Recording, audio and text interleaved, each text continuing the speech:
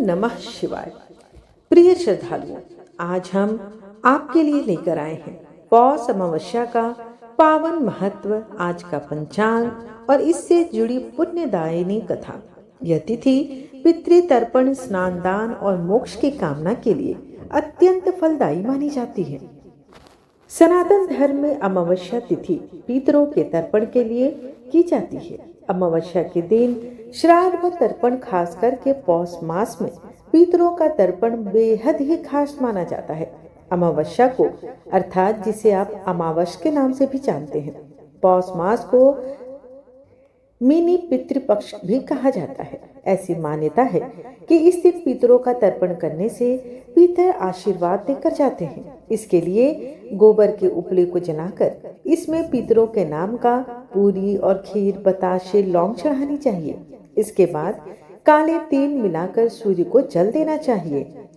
पौष मास की अमावस्या इसलिए भी विशेष है क्योंकि इस दिन पीपल की परिक्रमा करना बेहद लाभकारी होता है। मान्यता है कि पीपल के पेड़ में ब्रह्मा, विष्णु और महेश तीनों देवों का वास होता है, इसलिए इस दिन पीपल की परिक्रमा अवश्य करें। इसके बाद शाम को पीपल के वृक्ष के नीचे चौमुखी घी का दीपक जलाना चाहिए और पितरों का नाम लेना चाहिए। इस दिन गेहूं के आटे की रोटी बनाकर उस पर गुड़ रखकर गाय को अवश्य खिलाना चाहिए। ऐसी मान्यता है कि ऐसा करने से माता लक्ष्मी का आपके घर में आगमन होता है और वो स्थायी वास भी करती है। पौष अमावस्या के दिन व्रत रखने की परंपरा है और ऐसी मान्यता है कि इस दिन विधि विधान के साथ अगर व्रत किया जाए तो हमारे घर में सुख, समृद्धि, शांति आती है। साथ ही इस दिन कथा का श्रवण भी अवश्य ही करना चाहिए। जो लोग इस व्रत को नहीं कर सकते वो यदि कथा का भी रसपान करते हैं या पढ़ते हैं तो इससे भी भगवान उन्हीं पर प्रसन्न होकर उन पर कृपा दृष्टि बनाए रखते हैं। आप सभी को आज दर्श अमावस्या की ढेर सारी शुभकामनाएं। भगवान ब्रह्मा, विष्णु और महेश त्रिदेव आपके जीवन में हमेशा मंगल ही मंगल करे। इसी मंगल कामना के साथ आज की कथा का आरंभ करती हूँ। पौराणिक कथा के अनुसार एक बार एक गरीब ब्राह्मण था। उसकी बेटी अत्यंत सुंदर और गुणवान थी, लेकिन उसके विवाह में अड़चनें आ रही थी और विवाह हो नहीं पा रहा था। एक दिन की बात है कि गरीब ब्राह्मण के घर पर एक साधु ब्राह्मण आए। ब्राह्मण ने साधु की बहुत सेवा की। सेवा से प्रसन्न होकर साधु ने ब्राह्मण को आशीर्वाद दिया। यही नहीं, साधु ने उनकी कन्या के विवाह के लिए उपाय भी बताया। साधु ने कहा कि यहाँ से कुछ ही दूरी पर एक परिवार रहता है। अगर तुम्हारी कन्या रोजाना जाकर उनकी सेवा करे तो इसके विवाह में आ रही अड़चन सदैव के लिए दूर हो जाएगी। यदि तुम्हारी कन्या हर रोज जाकर उसकी पत्नी की सेवा करे तो इसका विवाह अवश्य हो जाएगा। अगले दिन सुबह उठकर कन्या उनके घर साफ सफाई करके वापस घर लौटती है। उस घर में रहने वाली स्त्री हैरान हो जाती है कि रोज न जाने उसके घर में कौन आकर घर की सफाई करके चला जाता है। कुछ दिन बाद उस महिला ने ब्राह्मण की पुत्री को पकड़ लिया और पूछने लगी कि आप कौन हैं और क्यों रोज सुबह उनके घर की साफ सफाई करती हैं। तब कन्या ने साधु द्वारा कही गई सारी बातें महिला को बता दी। महिला ने उस कन्या को सेवा से खुश होकर जल्द ही उसका विवाह होने का आशीर्वाद दिया, जिस कारण उस महिला के पति की मृत्यु हो गई। लेकिन फिर भी महिला ने हार नहीं मानी और अपने आंगन में लगे पीपल के पेड़ की 108 परिक्रमा करके भगवान विष्णु से अपने पति को पाने के लिए प्रार्थना की और उसका पति भगवान की कृपा से पुनः जीवित हो गया और उस कन्या का विवाह भी संपन्न हो गया। आइए दर्श अमावस्या से जुड़ी एक और कथा का रसपान करते हैं।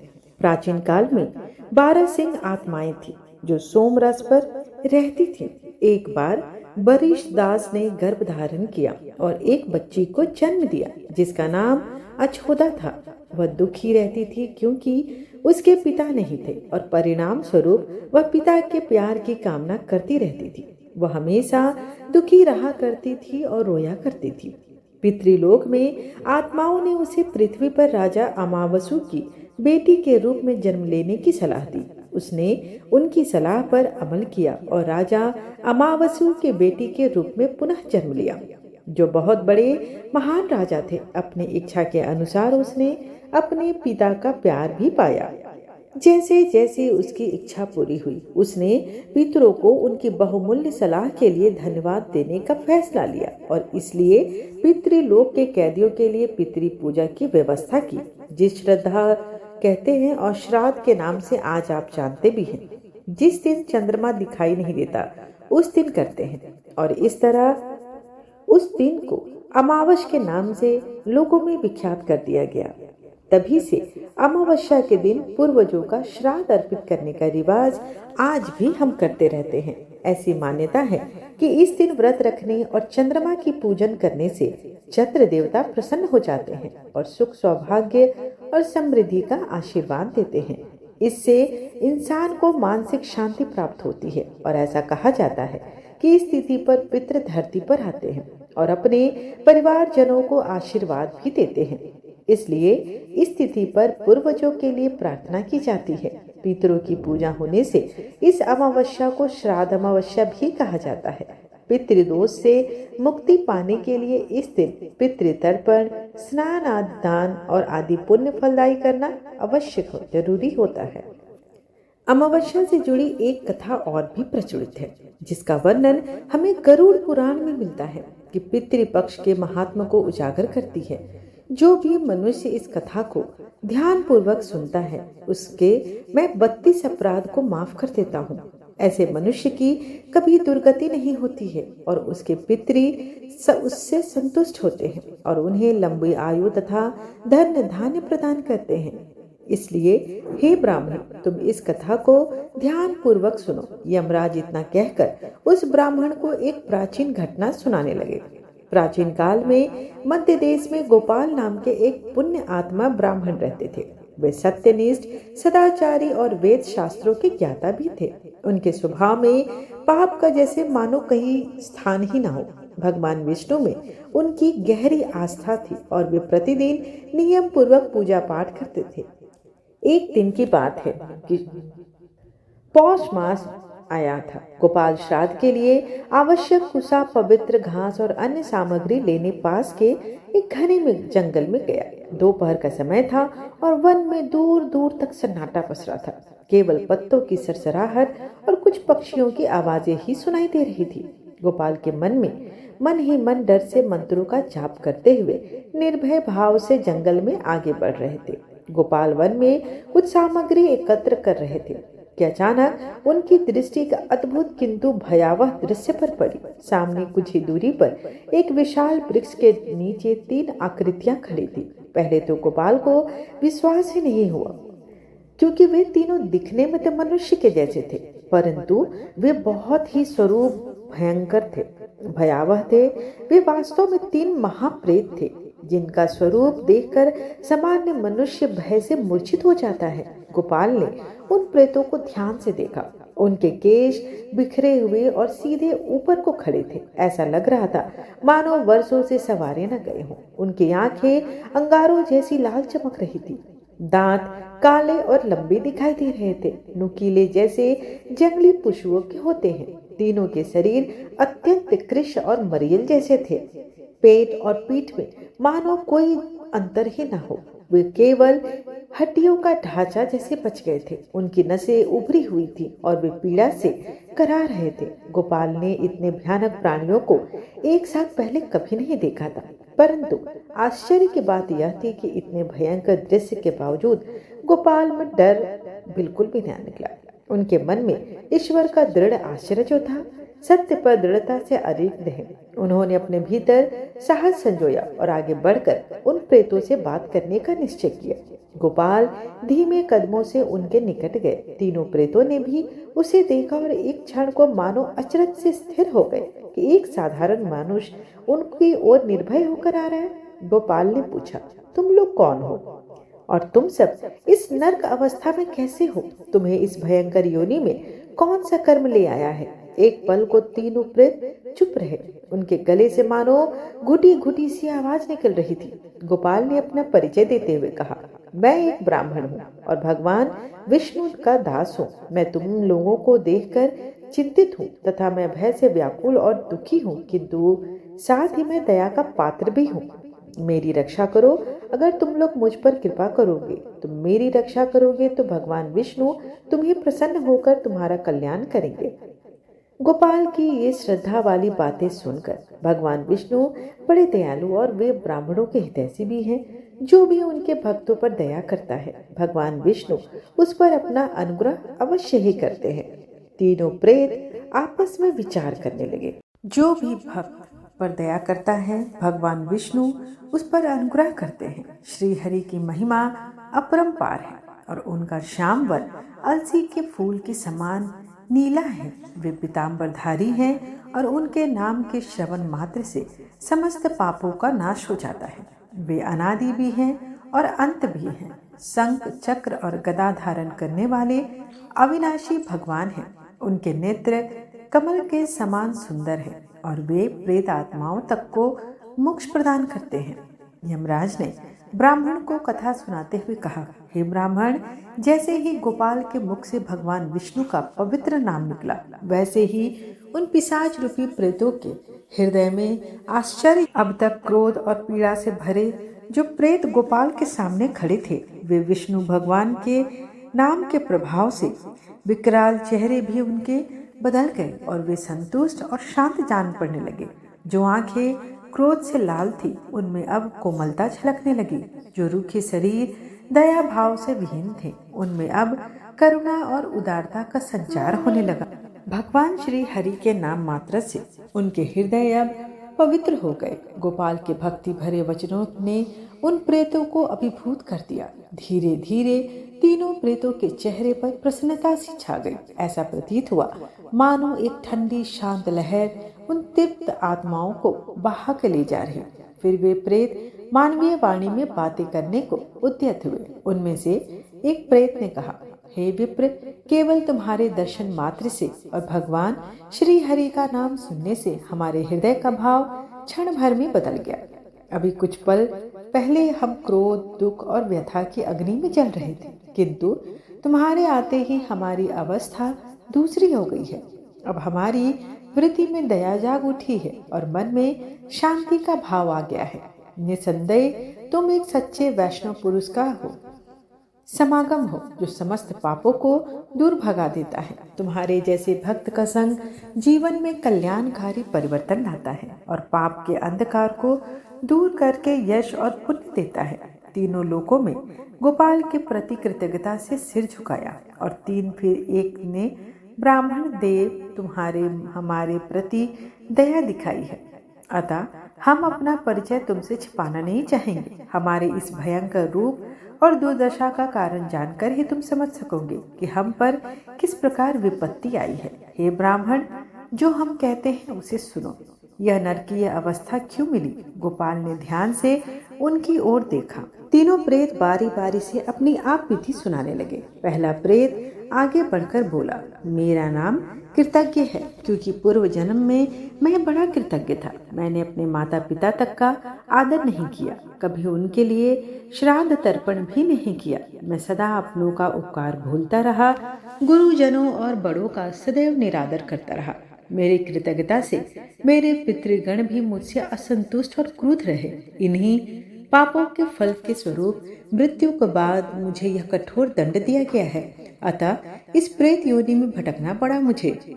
वहीं दूसरे प्रेत ने अपनी व्यथा सुनाई और बोला, मेरा नाम विद्वत है। पूर्व जन्म में मैं हरिवीर नाम का राजा था, पर मैं घोर अभिमानी और नास्तिक होने के कारण अधर्म करता रहा। ना देव पूजन किया, न गुरु ब्राह्मणों का कभी सम्मान किया। मैं रोज बिना पूजा पाठ के ही भोजन ग्रहण करता था, विद्वानों की निंदा किया करता था। मैंने अपने पितरों को भी कभी याद नहीं किया, न श्राद्ध तर्पण किया। इन पापों के कारण मौत के बाद नरक की यातनाएं भोगी पड़ी और अंततः मैं प्रेत योनि में आ गिरा। दूसरे प्रेत की कथा सुनकर गोपाल का हृदय द्रवित हो उठा। उन्होंने देखा कि विद्वत की आंखों में पश्चाताप के आंसू भर आए और उसका कृष्ण शरीर थरथरा रहा था। अपने पिछले जन्म की गलतियों का एहसास उसे तड़पा रहा था। तीसरा प्रेत आगे आया और बोला, मैं वैष्णव नामक प्रेत हूँ। मेरे पूर्व जन्म का नाम गौतम था और मैं मध्य प्रदेश के एक ब्राह्मण था। दुर्भाग्य से मैंने पितृपक्ष में कभी कोई धर्म कर्म नहीं किया। भाद्रपद मास के श्राद्ध पक्ष में ना स्नान किया, ना दान किया, ना हवन और ना ही पूजा पाठ किया। मैंने अपने पूर्वजों को तर्पण तक नहीं दिया। इस तरह पितरों की अवज्ञा करके मैंने अपने सारे पुण्य नष्ट कर डाले। फलतः मरने के बाद मेरी आत्मा इस प्रेत योनि में भटक रही है। तीनों प्रेतों की करुण कथा सुनकर गोपाल की आंखें भर आई। एक और भयंकर रूप वाले यह प्रेत सामने खड़े थे, जिनसे कोई भी अनजान व्यक्ति डर जाता, परंतु गोपाल के मन में अब उनके प्रति भय के स्थान पर दया का उपज रही थी। उन्होंने जाना कि इन सभी को अपने अपने पापों और विशेष करके पूर्वजों की अवहेलना के कारण ही ऐसी यातनापूर्ण गति मिली है। इन सभी ने अपने पितरों का निरादर किया था, श्राद्ध तर्पण जैसे पवित्र कर्तव्यों से सदैव मुख को मोड़ रखा था। इनके पूर्वजों की आत्माएं इनसे असंतुष्ट थी। यही कारण था कि इन सभी को इतनी यातनाएं सहनी पड़ी। गोपाल ने अपने आंसू पोंछे और बोले, आप लोगों की करुण कथा सुनकर मेरे हृदय में वेदना हो रही है। यह जानकर बड़ा दुख होता है कि धर्म से विमुख होने पर आत्मा को इतनी कष्टप्रद दशा से गुजरना पड़ता है।